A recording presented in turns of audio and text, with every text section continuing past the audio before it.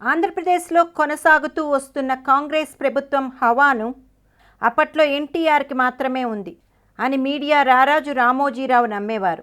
రెడ్డి కమ్మ కులాల పోరు కూడా అప్పుడప్పుడే మొదలైందని అనుకోవాలి. ఆంధ్రప్రదేశ్లో కాంగ్రెస్ అంటే రెడ్డి వారి పార్టీ.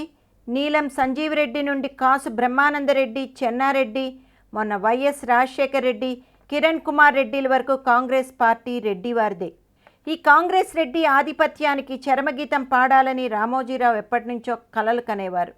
సరిగ్గా అప్పుడే ఎన్టీఆర్ రాజకీయాల్లోకి రావడం రామోజీరావుకు శుభసూచకం అనిపించింది.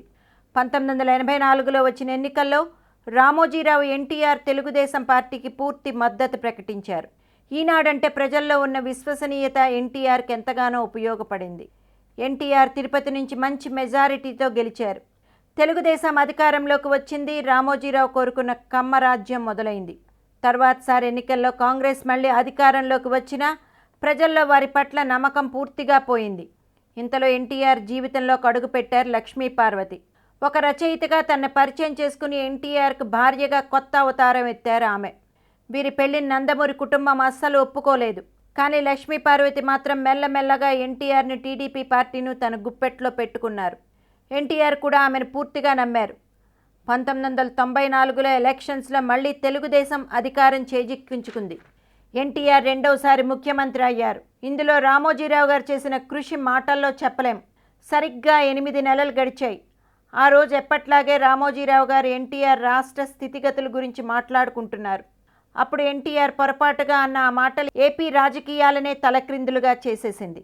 ఆయన ఎలా అన్నారంటే, రామోజీరావు గారు, ఇక ఈ రాష్ట్ర విషయాలన్నీ మీరు మా లక్ష్మీ పార్వతితో మాట్లాడండి. మేము ఇక కేంద్ర రాజకీయాల్లోకి వెళ్ళిపోతున్నాం. ప్రధానమంత్రి అవ్వడం నా లక్ష్యం. ఈ మాటలు రామోజీరావును సూదుల్లా పొడిచాయి. ఆయన తీవ్రమైన మానసిక స్థితితో బయటకొచ్చారు. నేను రామోజీరావు, ఈనాడు అధినేత, ఆఫ్టర్ ఆల్ ఒక రచయితతో రాష్ట్రం గురించి మాట్లాడాలా, నేనేంటో చూపిస్తా అని అనుకున్నారు. రామోజీరావు గారు వెంటనే అప్పటి ఆర్థిక మంత్రి ఎన్టీఆర్ అల్లుడు నారా చంద్రబాబు నాయుడు కబురు పెట్టారు. ఇద్దరు ఒక ప్లాన్ రచించారు. ఆ ప్లాన్ ఏంటో తర్వాత రోజు ఏపీ రాష్ట్ర ప్రజలందరికీ అర్థమైపోయింది. టీడీపీ ఎమ్మెల్యేలందరూ వైస్రాయ్ హోటల్లో ఉండి తమ సపోర్ట్ను చంద్రబాబుకు తెలిపారు. చంద్రబాబు ముఖ్యమంత్రి అయ్యారు. కొద్ది నెలలకే ఈ బాధతో ఎన్టీఆర్ మరణించారు. గతి లేక లక్ష్మీ పార్వతి రోడ్డు మీద పడ్డారు. రామోజీరావు గారి కోపం ఇంత పని చేసిందన్నమాట.